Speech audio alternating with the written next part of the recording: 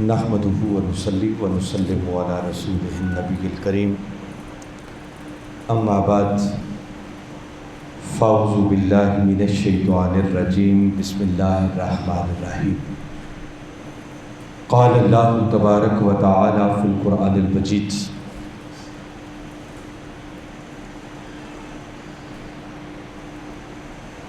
شہر رمضان الذی انزل فیہ القرآن ھدی للناس وبینات من الہدی والفرقان۔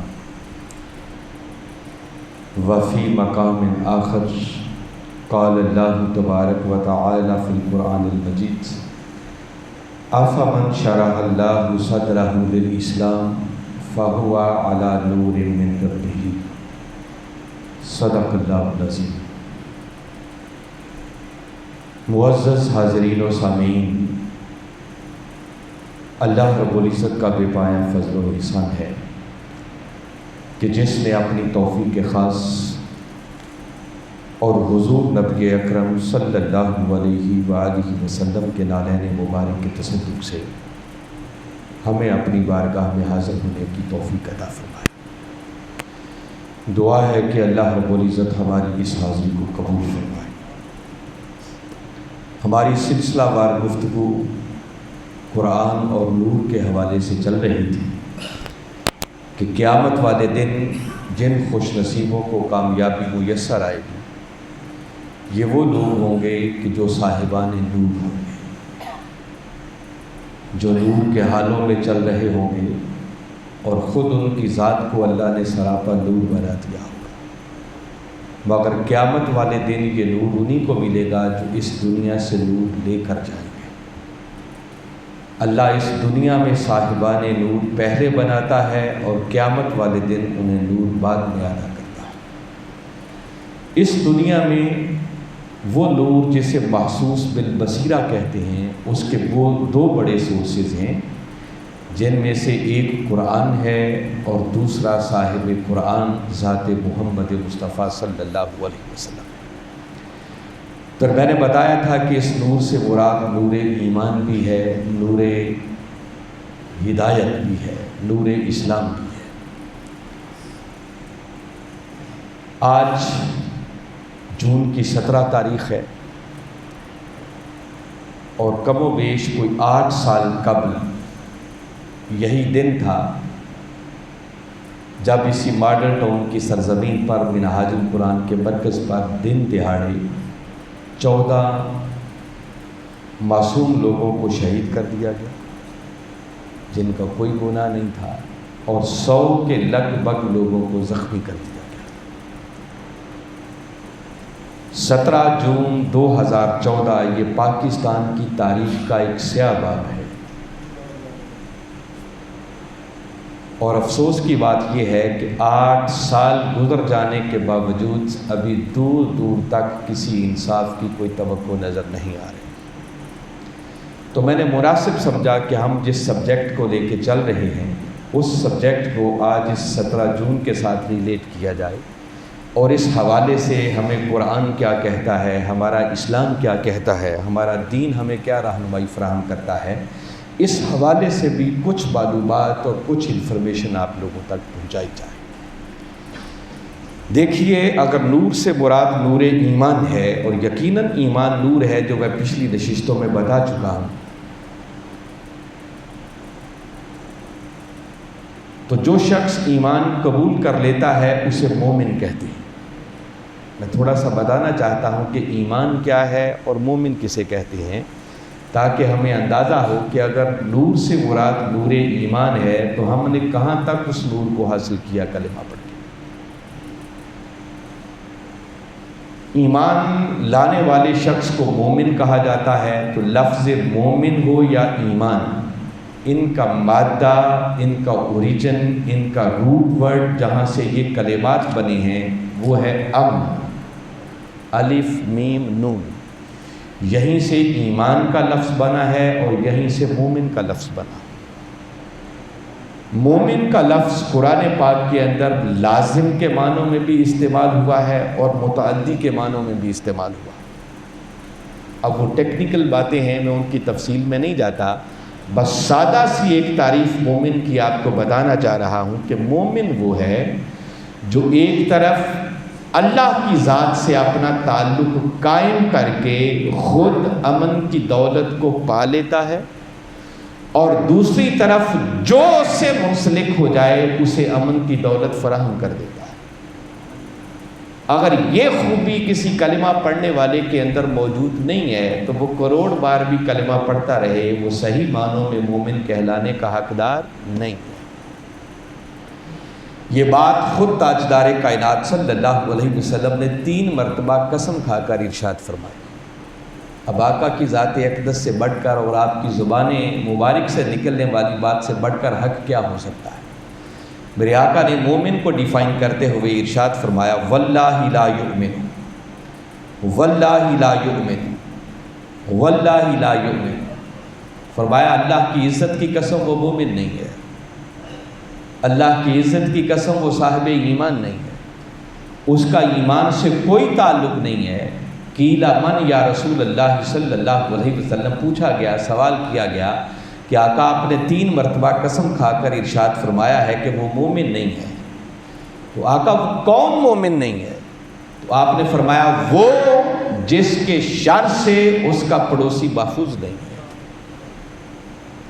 اب ذرا اندازہ کریں، اس بات کی تہ تک اتر کر غور کرنے کی کوشش کریں کہ ہمارے آقا صلی اللہ علیہ وسلم 3 مرتبہ قسم کھا کر ایک بات ارشاد فرمائیں، وہ تو بغیر قسم کے بھی بات کر دیں تو ان کی بات میں کوئی شک نہیں ہے، کیونکہ ان کی زبان سے جو کچھ نکلتا ہے وہ حق ہے، وہ وحی خدا کے بغیر اپنی زبان نہیں کھولتے، مگر 3 مرتبہ قسم کھا کر زور دے کے وہ اس بات کی اہمیت کو ہمارے من میں اتارنا چاہتے ہیں کہ صحیح معنوں میں مومن کہلانے کا حقدار وہ ہے جو دوسروں کے لیے امن اور سلامتی کا پیکر بن جائے۔ جب تک دوسرے لوگ اس سے محفوظ نہیں ہو جاتے، ان کو اس سے امن ملنا شروع نہیں ہوتا، تب تک وہ مومن کہلانے کا حقدار نہیں ہے۔ اللہ رب العزت کے اسماء گرامی آپ پڑھتے ہیں، اللہ کے ناموں میں سے ایک نام ہے المؤمن، اللہ کو بھی مومن کہا جاتا ہے۔ خود تاجدار کائنات صلی اللہ علیہ وسلم کے اسماء کو پڑھیں تو ان میں آپ کے ناموں میں بھی ایک نام ملے گا المؤمن۔ جب اللہ کو مومن کہا جاتا ہے تو اللہ کے مومن ہونے کا معنی یہ ہے کہ اللہ وہ ہے جو ساری کائنات کو امن فراہم کرنے والا ہے، اس سے بڑھ کر امن کا پیکر کوئی نہیں ہے، وہ اصل سرچشمہ ہے جہاں سے ایمان جنم لیتا ہے، جہاں سے لوگوں کو امن کی دولت فراہم ہوتی ہے، امن کا سرچشمہ ہے، مصدر ہے۔ اور تاجدار کائنات صلی اللہ علیہ وسلم کو جب مومن کہا جائے گا تو آپ کے لیے وہ دونوں شانیں بن جائیں گی کہ آپ صحیح معنوں میں وہ مومن ہیں کہ جنہوں نے ایک طرف اللہ کی ذات سے اپنا تعلق قائم کر کے خود امن کی دولت کو پا لیا، اور اب آپ کی شان یہ ہے کہ جو آپ سے منسلک ہوتا چلا جائے گا وہ امن کی دولت پاتا چلا جائے گا۔ وہ لازم اور متعدی دونوں معنی آپ کی ذات میں شامل ہو جاتے ہیں۔ تو گویا میں نے بنیادی بات آپ کو بتائی کہ اگر اس ایمان کے لفظ کو دیکھا جائے، مومن کے لفظ کو دیکھا جائے، تو ان کا مادہ، ان کا اوریجن، ان کا روٹ ورڈ جہاں سے یہ کلمات بنے ہیں وہ ہے الف میم نون امن۔ تو جب تک امن کی دولت ہمیں میسر نہیں آتی اور ہم دوسروں کو امن فراہم کرنے والے نہیں بنتے، تب تک صحیح معنوں میں ہم مومن کہلانے کے حقدار نہیں ہیں۔ پھر اگر نور سے مراد نور اسلام ہے، اور قرآن کہتا ہے افمن شرح اللہ صدرہ للاسلام فہو علی نور من ربہ، کہ اللہ جس شخص کا سینہ اسلام کے لیے کھول دیتا ہے تو وہ اپنے رب کی طرف سے ایک نور پر فائز ہو جاتا۔ تو نور سے مراد نور اسلام بھی ہے۔ اسلام کیا ہے اور جو شخص اسلام قبول کر لیتا ہے اسے کیا کہتے ہیں، اور حقیقت میں اس کی ڈیفینیشن کیا ہے؟ جو اس شخص اسلام قبول کر لے، ہم اپنے لفظوں میں اسے مسلمان کہتے ہیں، عربی میں اسے مسلم کہا جاتا ہے۔ لفظ اسلام ہو یا مسلم، ان دونوں کلمات کو اگر دیکھا جائے تو ان کا مادہ، ان کا اوریجن، ان کا روٹ ورڈ جہاں سے یہ کلمات بنے ہیں وہ ہے سین لام میم، سلم اور سلامہ، یہ ان کا مادہ ہے، یہیں سے سلامتی کا لفظ بنا ہے۔ گویا اسلام اور مسلم کے لفظ کے اندر بھی خود سلامتی کا معنی پایا جاتا ہے۔ اب مسلمان کون ہوتا ہے؟ مسلمان کو اگر جاننا چاہیں تو خود تاجدار کائنات صلی اللہ علیہ وسلم نے جیسے مومن کو ڈیفائن کیا، اسی طرح مسلم کو بھی ڈیفائن کیا۔ معروف حدیث مبارکہ ہے، صحاح ستہ کی کتابیں بھری پڑی ہیں، میرے آقا صلی اللہ علیہ وسلم نے فرمایا المسلم من سلم المسلمون من لسانہ و یدہ، فرمایا مسلمان وہ ہے جس کے ہاتھ اور زبان سے دوسرے مسلمان محفوظ ہو جائے۔ گویا جو دوسروں کو سلامتی فراہم نہیں کر سکتا، وہ کروڑ اسلام لانے کے دعوے کرتا پھرے، وہ مسلمان کہلانے کا حقدار نہیں ہے۔ مسلمان کہلانے کا حقدار وہ ہے جس کے ہاتھ سے بھی اور جس کی زبان سے بھی دوسرے مسلمان محفوظ ہو جائے۔ وہ جب تک دوسروں کو سلامتی فراہم کرنے والا نہیں بنتا، سلامتی کا پیکر نہیں بنتا، تب تک حقیقت میں سمجھیں کہ اسلام ابھی اس کے اندر داخل نہیں ہوا۔ یہی وجہ ہے کہ باری تعالیٰ نے ایک مقام پر قرآن پاک میں ارشاد فرمایا یا ایھا الذین آمنوا ادخلوا فی السلم کافہ، فرمایا اے ایمان والو اگر تم کلمہ پڑھ کے دائرہ ایمان میں آ ہی گئے ہو تو پھر آؤ اب پورے کے پورے اسلام میں داخل بھی ہو جاؤ، اب صحیح معنوں میں سلامتی کے پیکر بن جاؤ، دوسروں کو امن اور سلامتی فراہم کرنے والے بن جاؤ۔ تو گویا تب تک صحیح معنوں میں کوئی شخص مسلمان کہلانے کا حقدار بھی نہیں ہے جب تک کہ وہ پہلے امن اور سلامتی کا پیکر نہیں بن جاتا۔ تو میں اسلام آپ کو سمجھانے کی کوشش کر رہا ہوں۔ دیکھیے اس سے بڑھ کر اسلام کا امن پسند ہونا اور کیا ہوگا کہ اسلام نے اپنے ماننے والوں کو جو پہلا حکم دیا ہے، فرمایا جب بھی دو مسلمان آپس میں ملیں تو وہ ملتے ہی پہلا کام جو کریں وہ کیا؟ وہ ایک دوسرے کی سلامتی کی دعا کریں۔ وہ ہم سلام کی شکل میں کرتے ہیں نا، جب ایک بھائی دوسرے سے ملتا ہے تو وہ کہتا ہے السلام علیکم۔ السلام علیکم کا کیا معنی ہے کہ بھئی آپ پر سلامتی ہو، آپ سلامت رہیں، اور وہ بھی جواباً آگے سے کہتا ہے وعلیکم السلام ورحمۃ اللہ وبرکاتہ، کہ میری سلامتی چاہنے والے اللہ تجھے بھی سلامت رکھے، تجھ پر اللہ کی رحمتیں بھی ہوں اور اس کی برکتیں بھی ہوں۔ یعنی ذرا ایک لمحے کے لیے ہم سوچیں نا، جس دین کو ہم نے کلمہ پڑھ کے ایکسیپٹ کیا ہے اس دین کا مزاج کیا ہے، اور آج ہم اس دین کے ماننے والے کس ڈگر پر چل پڑے۔ پھر اسی اسلام کے مزاج کو اگر سمجھنا ہو تو دیکھیے ہماری عبادتوں میں سے ایک افضل ترین عبادت نماز ہے، جو کلمہ پڑھ لینے کے بعد اسلام کا پہلا پلر ہے، اسلام کا پہلا رکن ہے۔ آپ کبھی اپنی اس نماز کا جائزہ لیں، آپ اللہ کی عبادت کرتے ہیں، اس میں اس کی بڑائی بیان کی جاتی ہے، اس کی ثنا بیان کی جاتی ہے، اس کی حمد بیان ہوتی ہے، اس کی تسبیح بیان ہوتی ہے، درود و سلام پڑھا جاتا ہے، مگر اس وقت تک یہ عبادت مکمل نہیں ہوتی جب تک کہ وہ شخص اپنے دائیں اور بائیں والوں کے لیے سلامتی کی دعا نہیں کر لیتا۔ آپ کی یہ عبادت تکمیل کو نہیں پہنچتی۔ جب آپ نماز اینڈ کرتے ہیں تو آپ دائیں طرف چہرہ گھما کے کہتے ہیں السلام علیکم ورحمۃ اللہ، جس کا معنی ہے کہ جتنے میرے دائیں طرف ہیں سب پر سلامتی بھی ہو اور ان پر اللہ کی رحمتیں بھی ہوں۔ پھر بائیں طرف چہرہ گھما کر آپ یہی کلمات ریپیٹ کرتے ہیں، دہراتے ہیں السلام علیکم ورحمۃ اللہ، کہ جتنے میرے بائیں طرف ہیں ان پر بھی سلامتی ہو اور ان پر اللہ کی رحمتیں بھی ہوں۔ یہ میں اسلام کا مزاج آپ کو سمجھانا چاہتا ہوں، جو باری تعالیٰ کہتے ہیں نا کہ اللہ جس شخص کا سینہ اسلام کے لیے کھول دیتا ہے پھر وہ اپنے رب کی طرف سے نور پر فائز ہو جاتا ہے۔ تو وہ اسلام ہمیں سمجھ تو آنا چاہیے، اسلام کا مزاج کیا ہے، اسلام ہمیں کیا تعلیم دیتا ہے، اسلام ہم سے کیا چاہتا ہے، اسلام ہم سے کیا ڈیمانڈ کرتا ہے۔ پھر آپ ایک نماز کے بعد دعا مانگتے ہیں، اور اکثر و بیشتر یہ دعا کی جاتی ہے، اور ہم کہتے ہیں اللہم انت السلام ومنک السلام وَإِلَيْكَ يَرْجِعُ السَّلَامُ وَحَيِّنَا رَبَّنَا بِالسَّلَامِ وَأَدْخِلْنَا دَارَ السَّلَامِ۔ اب دیکھیں یہ ساری سلامتی کی دعا ہے۔ اب باری تعالیٰ کو مخاطب ہو کے عرض کرتے ہیں کہ مولا آپ سراپا سلامتی ہیں، وَمِنْكَ السَّلَامُ، اور ہر سلامتی آپ ہی کی طرف سے ہے، وَإِلَيْكَ يَرْجِعُ السَّلَامُ، اور ہر سلامتی پھر آپ ہی کی طرف لوٹتی ہے۔ اور اے ہمارے رب ہمیں سلامتی کے ساتھ زندہ رکھ اور ہمیں سلامتی کے گھر میں یعنی جنت میں داخل فرما۔ تو جنت کا نام بھی دار السلام ہے، سلامتی کا گھر ہے جہاں کسی کو کوئی تکلیف نہیں پہنچے گی۔ اگر یہ دنیا ہمارے لیے صحیح معنوں میں سلامتی بن جائے تو دنیا ہی جنت بن سکتی۔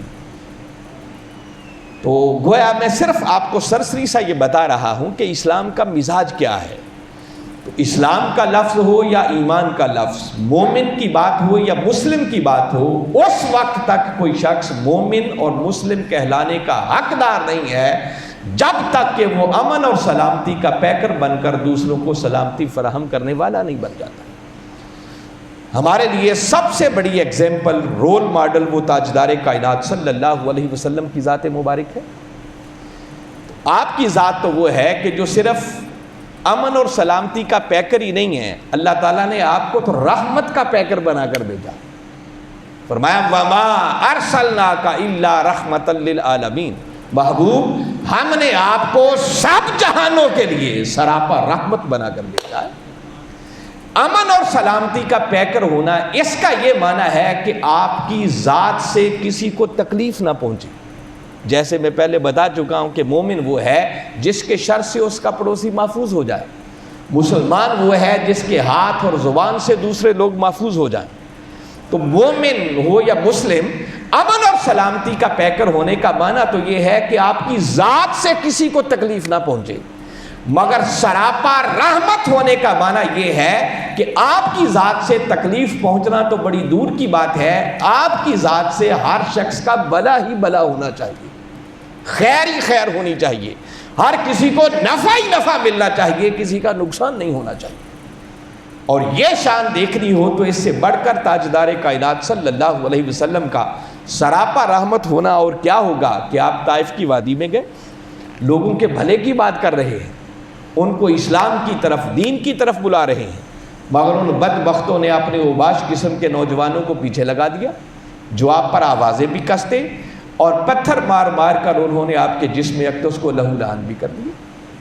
اور یہ اتنا اندوہناک واقعہ تھا کہ تاجدار کائنات صلی اللہ علیہ وسلم نے جب اپنے زخمی بدن کے ساتھ ایک باغ میں جا کر قیام کیا تو اللہ رب العزت نے باقاعدہ ایک فرشتے کو بھیجا کہ محبوب ان ظالموں نے بڑی تکلیف دی ہے، اگر آپ چاہیں تو کیا یہ پہاڑ ان بستی والوں پر گرا کر اس بستی کو نیست و نابود نہ کر دیا جائے۔ ایک ہوتا ہے کہ کسی شخص کے بس میں کچھ نہ ہو اور وہ کر کچھ نہ سکے، اور وہ جو پوری کائنات کے مالک ہیں، اللہ نے جن کے تصرف میں سب کچھ دے رکھا ہے، اور پھر خدا خود پوچھ رہا ہے کہ محبوب اگر تو چاہے تو کیا پہاڑ گرا کر اس بستی کو نیست و نابود ہی نہ کر دیا جائے۔ قربان جائیں آقا کی شان رحمت پر، آپ اللہ کی بارگاہ میں ایک ہی عرض کرتے ہیں کہ مولا تو نے مجھے رحمت بنا کر بھیجا ہے، زحمت بنا کر نہیں بھیجا۔ کیا ہوا اگر آج یہ نہیں پہچانتے تو ہو سکتا ہے کل ان کی نسلوں میں ایسے پیدا ہو جائیں جو میری پہچان رکھنے والے ہوں، جن کو سمجھ آ جائے کہ ان کے بھلے کی بات کر رہا۔ تو یہ اسلام کا وہ بنیادی مزاج ہے جس کی طرف ہمیں اسلام لانا چاہ رہا ہے اور اس نور سے ہمارے تن اور من کو روشن کرنا چاہ رہا ہے۔ حاضرین مکرم، اگر نور سے مراد نور قرآن ہے، اور یقیناً میں نے بتایا کہ اللہ رب العزت نے اس قرآن کو بھی نور بنا کر بھیجا، اس قرآن کو ہدایت بنا کر بھیجا، اس قرآن کو رحمت بنا کر بھیجا، تو میں نے شروع میں ایک آیت کریمہ پڑھی ہے، باری تعالیٰ نے اس قرآن کو ہدایت قرار دیا۔ فرمایا شہر رمضان الذی انزل فیہ القرآن، رمضان کا مہینہ وہ مہینہ ہے کہ جس مہینے میں اللہ نے قرآن کو نازل کیا۔ کون سا قرآن؟ ھدی للناس، جو پوری انسانیت کے لیے ہدایت ہے۔ تو یہاں باری تعالیٰ نے پوری انسانیت کے لیے قرآن کو ہدایت قرار دیا۔ ایک مقام پر باری تعالیٰ نے فرمایا یہ قرآن ہدایت ہے مگر مسلمانوں کے لیے، سورہ نحل ہے. فرمایا وَنَزَّلْنَا عَلَيْكَ الْكِتَابَ تِبْيَانًا لِكُلِّ شَيْءٍ وَهُدًى وَرَحْمَةً وَبُشْرَىٰ لِلْمُسْلِمِينَ. فرمایا محبوب ہم نے آپ پر تھوڑا تھوڑا کر کے یہ قرآن نازل کیا جو ایک کھلا بیان ہے، اور یہ قرآن ہدایت ہے، ہدن ورحمتن، اور یہ قرآن رحمت ہے، وبشرا، اور یہ قرآن کتاب بشارت ہے. مگر کن کے لیے؟ للمسلمین. تو قرآن پوری انسانیت کے لیے بھی ہدایت ہے، مسلمانوں کے لیے بھی ہدایت ہے. اور سورہ بقرہ کی بالکل ابتدا میں جب باری تعالیٰ نے بات کی تو فرمایا الف لام میم ذالک الکتاب لا ریب فیہ ھدی للمتقین. یہاں قرآن کو متقیوں کے لیے بھی ہدایت قرار دیا. تو قرآن سراپا ہدایت ہے، قرآن سے بڑھ کر ہدایت اور کہاں سے ملے گی؟ اگر قرآن ہدایت ہے اور ہدایت نور ہے تو آئیے ذرا اس قرآن سے یہ نور حاصل کرنے کی کوشش کرتے ہیں کہ اس حوالے سے قرآن ہماری رہنمائی کیا کرتا ہے. اس حوالے سے جب ہم قرآن کا مطالعہ کرتے ہیں تو سورہ مائدہ قرآن پاک کی 5ویں سورت ہے، اور اس 5ویں سورت کے اندر، بلکہ سورہ نساء کو پہلے لے لیتے ہیں. سورہ نساء قرآن پاک کی 4تھی سورت ہے، اور اس 4تھی سورت کے اندر باری تعالیٰ نے قرآن کی روشنی کے اندر ہمیں یہ رہنمائی عطا کی کہ مومن کو کیسے ہونا چاہیے. فرمایا وَمَا كَانَ لِمُؤْمِنٍ أَن يَقْتُلَ مُؤْمِنًا. فرمایا کسی مسلمان کے لیے، کسی مومن کے لیے یہ جائز ہی نہیں ہے، یہ اس کو زیب ہی نہیں دیتا کہ کسی دوسرے مومن کو قتل کرے. میں یہ جو ساری گفتگو آج ریلیٹ کر رہا ہوں، میں نے شروع میں ایک جملہ بولا ہے کہ ہمارا موضوع بھی کنٹینیو رہے اور آج کے دن کے تقاضے بھی پورے ہوں. یہ 17 جون ہے، اور آج سے 8 سال قبل اسی ماڈل ٹاؤن کی سرزمین پر منہاج القرآن کے مرکز پر بعض بدبختوں نے حملہ کیا اور 14 بے گناہ لوگوں کو شہید کر ڈالا اور 100 کے لگ بھگ لوگوں کو زخمی کر دیا. تو 17 جون 2014 کا دن پاکستان کی تاریخ میں ہمیشہ ایک سیاہ باب کے طور پر زندہ رہے گا کہ کلمہ پڑھنے والے بے گناہ لوگوں کے خون کے ساتھ ایک ہولی کھیلی گئی. اور دکھ کی بات یہ ہے کہ آج 8 سال گزر جانے کے باوجود دور دور تک ان مظلوموں کو انصاف ملنے کی بھی کوئی توقع نظر نہیں آ رہی ہے. تو میں بتا رہا ہوں کہ یہ جو 14 دن دہاڑے قتل کر دیے گئے، قرآن اس پر کیا رہنمائی کرتا ہے؟ کیا یہ مسلمان کو زیب دیتا ہے، مومن کو زیب دیتا ہے کہ کسی بے گناہ کو قتل کر دے؟ فرمایا وَمَا كَانَ لِمُؤْمِنٍ أَن يَقْتُلَ مُؤْمِنًا. فرمایا یہ مومن کے لائق ہی نہیں ہے، اسے زیب ہی نہیں دیتا کہ کسی دوسرے مومن کو قتل کر دے. إِلَّا خَطْأً، سوائے اس کے کہ غلطی سے کوئی ایسا کام ہو جائے. مگر 14 جون کو جو کچھ ہوا وہ کوئی غلطی کی وجہ سے نہیں ہوا، وہ تو ایک مسلح ہو کر، تیار ہو کر، پلاننگ کے ذریعے سب کچھ سمجھایا جاتا رہا. کتنے گھنٹوں ان کے ساتھ مذاکرات ہوتے رہے، مگر چونکہ وہ ارادہ کر کے آئے تھے، پیچھے سے آرڈر تھا، حکم تھا، اور سب کچھ جانتے بوجھتے ہوئے بھی دن دہاڑے میڈیا کی موجودگی میں اور سینکڑوں اور ہزاروں لوگوں کی آنکھوں کے سامنے انہوں نے 14 لوگوں کو شہید کر ڈالے. تو اندازہ کر لیں ان شہید کرنے والوں کا ایمان سے کتنا تعلق باقی رہ جائے گا. میں صرف قرآن کی وہ رہنمائی آپ کو دینا چاہتا ہوں کہ قرآن اس بارے میں کیا کہتا ہے کہ کسی جان کو قتل کر دینا یہ کوئی معمولی کام نہیں ہے. ابھی میں نے آپ کو مومن کی، مسلم کی تعریف بتائی. ایمان اور اسلام، مومن اور مسلم. اسلام تو وہ دین ہے جو اپنے ماننے والوں کو بلیوں اور کتوں تک کو بھی تکلیف دینے کی اجازت نہیں دیتا. ان کے بھی کچھ حقوق ہیں. تو وہ کیسے اجازت دے سکتا ہے کہ وہ انسان جو اشرف المخلوقات ہے اس کو ناحق قتل کر دیا جائے؟ تو فرمایا مومن کو، کلمہ پڑھنے والے کو یہ زیب ہی نہیں دیتا، اس کے شایان شان ہی نہیں ہے کہ کسی دوسرے مومن کو قتل کر ڈالے. یہاں اتنی بات کی، اور اس سے اگلی آیت میں قتل کتنا بڑا جرم ہے. آپ ماڈل ٹاؤن کو ایک طرف رکھیں، ہماری زندگی کے اندر یہ سارے حادثات ہوتے رہتے ہیں اور ہم سب کلمہ پڑھنے والے بیٹھے ہیں. ذرا سنیں قرآن اس پر کیا کہتا ہے، اور کسی کو قتل کر دینا یہ کتنا بڑا جرم ہے. یہ سورہ نساء اور اس کی آیت نمبر 93 ہے. فرمایا وَمَن يَقْتُلْ مُؤْمِنًا مُتَعَمِّدًا، جس نے ارادتاً، جان بوجھ کر کسی دوسرے مومن کو قتل کیا، تو فرمایا فجزاؤہ جہنم، ایسے بدبخت کی سزا جہنم کے سوا اور کچھ نہیں ہے۔ باری تعالیٰ نے اتنا کہنے پر اکتفا نہیں کیا، آگے فرمایا خالدن فیہا، اور وہ بدبختی کی اس سٹیج کو پہنچ جائے گا کہ جہنم اس کی سزا ہوگی، اور پھر وہ ہمیشہ ہمیشہ اس جہنم کی آگ میں رہے گا، اس کے باہر نکلنے کے بھی کوئی چانسز نہیں۔ اور یہ خلود فی النار کافروں کے لیے ہوتا ہے، گویا وہ کفر کی سٹیج کو بندہ پہنچ جاتا ہے۔ اور پھر باری تعالیٰ نے یہاں پر بھی اینڈ نہیں کیا، آگے مزید کہ یہ کتنا سویر قسم کا جرم ہے بتانے کے لیے پھر آگے فرمایا وَغَضِبَ اللَّهُ عَلَيْهِ، اللہ اسے جہنم میں ڈالے گا، ہمیشہ جہنم کی آگ میں جلتا رہے گا، اور اللہ اس پر اپنا غضب نازل کرے گا، وَلَعْنَهُ، اور اس کو اپنی رحمت سے دور فرما دے گا، اس پر لعنت فرمائے گا، وَأَعَدَّ لَهُ عَذَابًا عَظِيمًا، اور اللہ نے اس بدبخت کے لیے عظیم عذاب تیار کر رکھا ہے۔ اور آپ ذرا ایک لمحے کے لیے سوچیں کہ وہ عذاب، جس عذاب کو وہ خدا ہو کر عذاب عظیم کہہ رہا ہے، وہ عذاب کتنا عظیم عذاب ہوگا، وہ کتنا سویر عذاب ہوگا۔ تو میں بتا رہا ہوں کہ زندگی کے اندر اس بات سے ہمیشہ محتاط رہے۔ آج کسی کو قتل کر دینا یہ بات ہی کوئی نہیں رہ گئی، جس کا جی چاہتا ہے دوسرے کو گولی سے اڑا دیتا ہے۔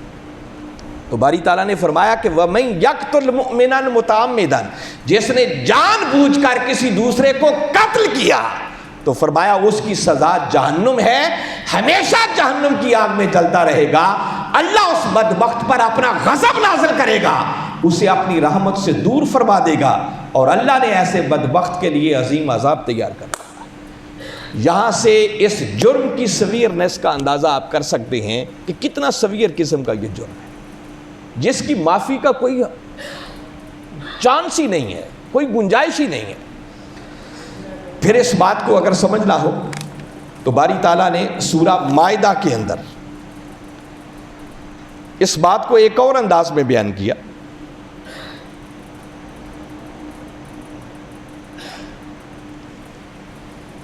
ویسے تو آپ دیکھیں اللہ رب العزت نے ایک اور اینگل سے اگر اس بات کو سمجھنا چاہیں تو اللہ رب العزت نے ہمیں اس لیے پیدا کیا ہے کہ ہم صحیح معنوں میں اس کے بندے بنیں، اس کی عبادت کا حق ادا کرنے والے بن جائیں۔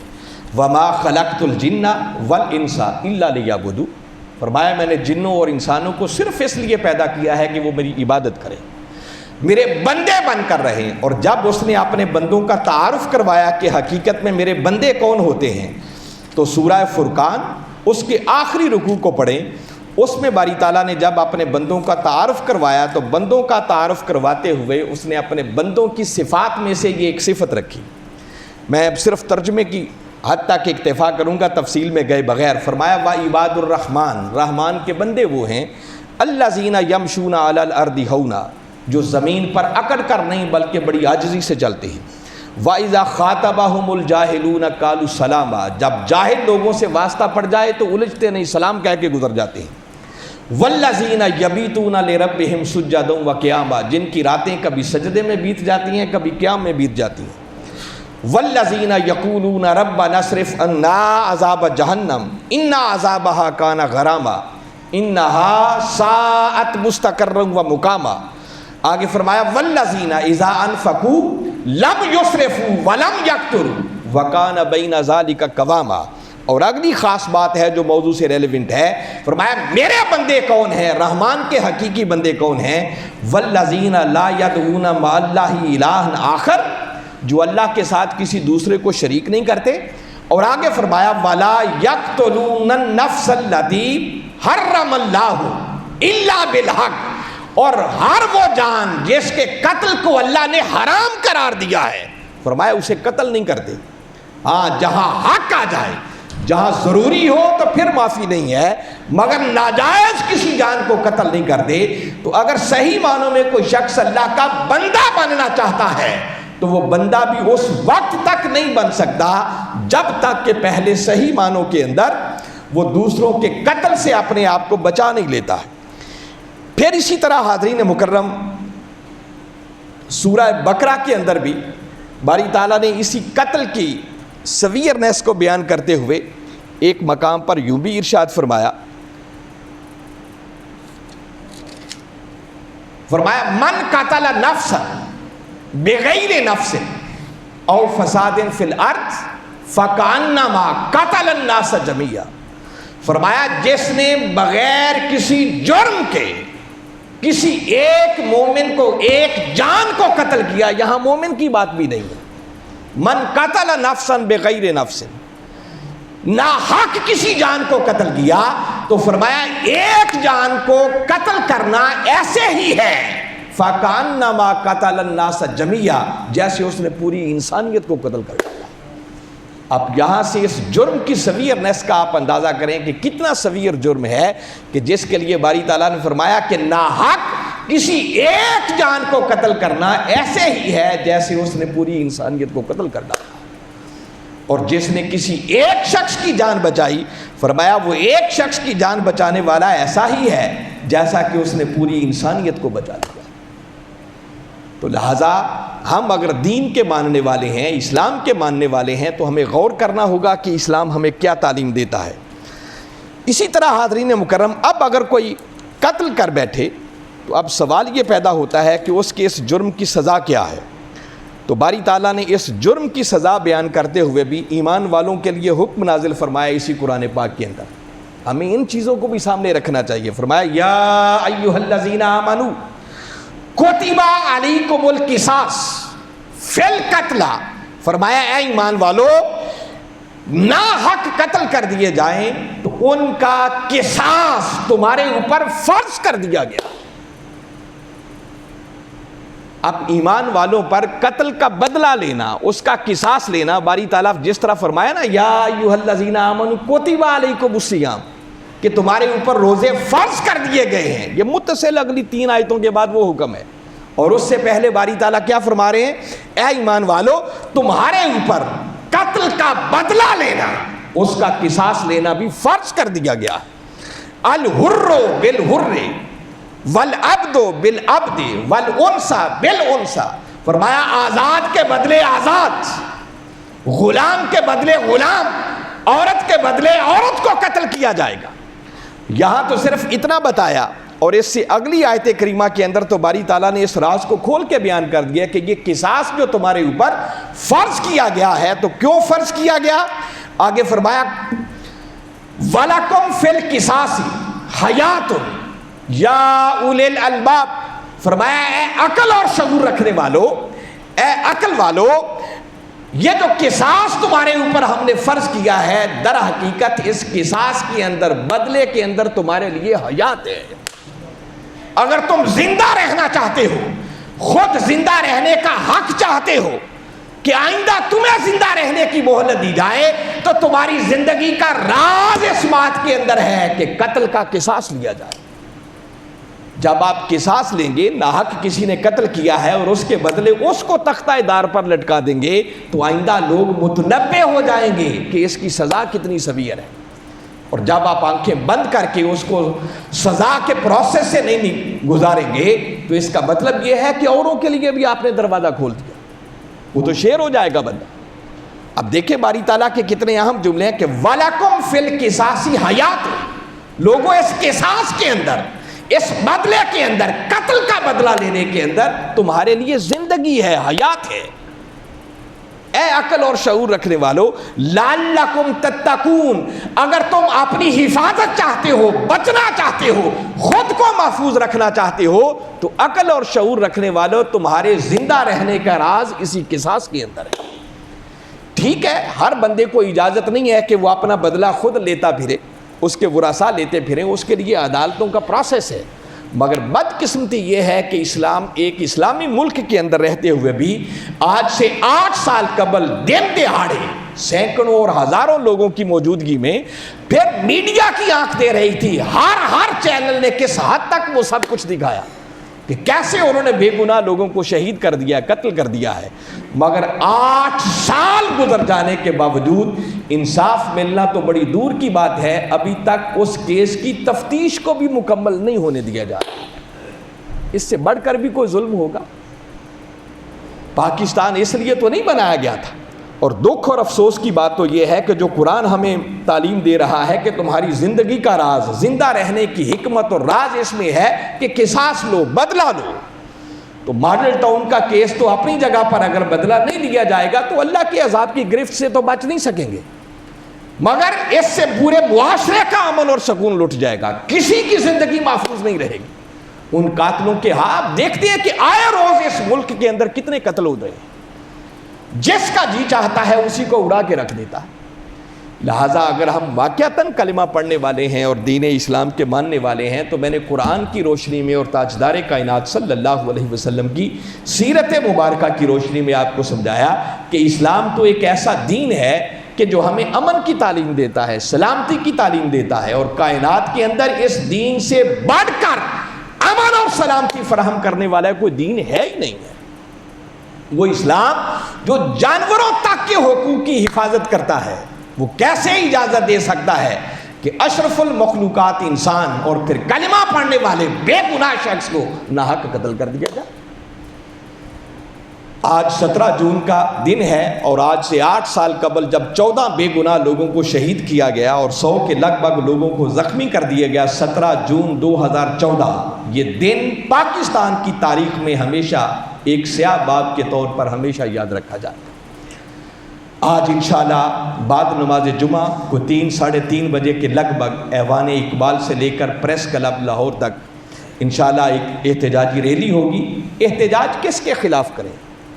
کیس جب عدالتوں میں چل رہا ہو تو عدالتوں کے خلاف تو احتجاج بھی نہیں ہو سکتا، حکومت کے خلاف تو احتجاج بنتا نہیں ہے۔